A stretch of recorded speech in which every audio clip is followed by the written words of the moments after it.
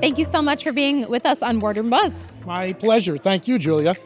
So how have the learnings from the pandemic affected the way that you will address future issues? So I think the pandemic was obviously a shock to everyone. And, as board members, we are challenged to peer around the corner and find a way to anticipate what can't be anticipated. Many companies had done a lot of good prep work, IT backup systems, hot sites on different power grids, but this pandemic was a whole different thing. I think everybody was shocked. So I think the awareness, the situational awareness that it could happen, because it did happen, it could happen again. I think that shift in the mindset is the single biggest change, and certainly it's one that I now, with some thoughtful deliberation, try to bring to board discussions once or twice a year. What advice do you have for aspiring directors?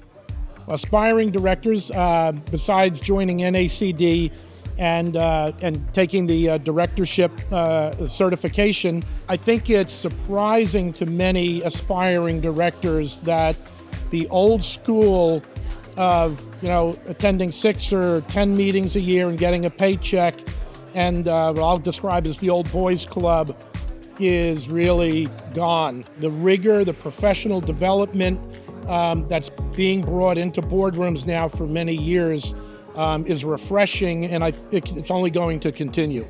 So continuous learning, join NACD, pass the exam, get involved, network heavily, and good things will come. That's really great advice. Is there an experience outside the boardroom that maybe surprisingly influenced the way that you approach your role as a director?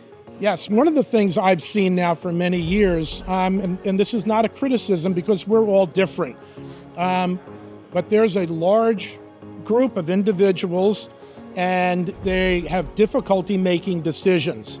So when I was very young, I worked for a couple of global multinational companies in the international finance departments, managing treasury risk and interest rate risk. And in 2 or 3 of those companies, we actually ran that effort as a profit center. I had profit center targets for myself and my team. And interest rates and currency rates are unforgiving. So you learn to get comfortable to make decisions without perfect information, without having really a lot of the information you would like to have.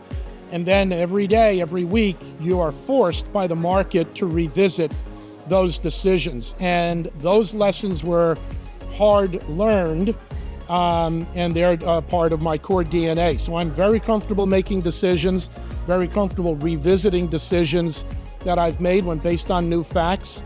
And that's also something I would, a piece of advice I would give. You've got to find a way to not be anchored into a certain position. That's great. I have a fun question for you. Fun question. Yes, we are on a show called Boardroom Buzz. Yep. What is your favorite cocktail? So by history, I'm a wine guy.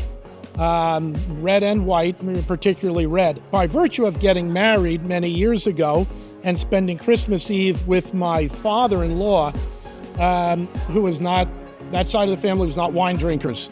And so Christmas Eve, he says, "Ken, what are you going to have? What can I get you?" And I knew wine was not an option. And I said, "Bill, what are you going to have?" And he said, "Ken, the only thing to have is a gin martini."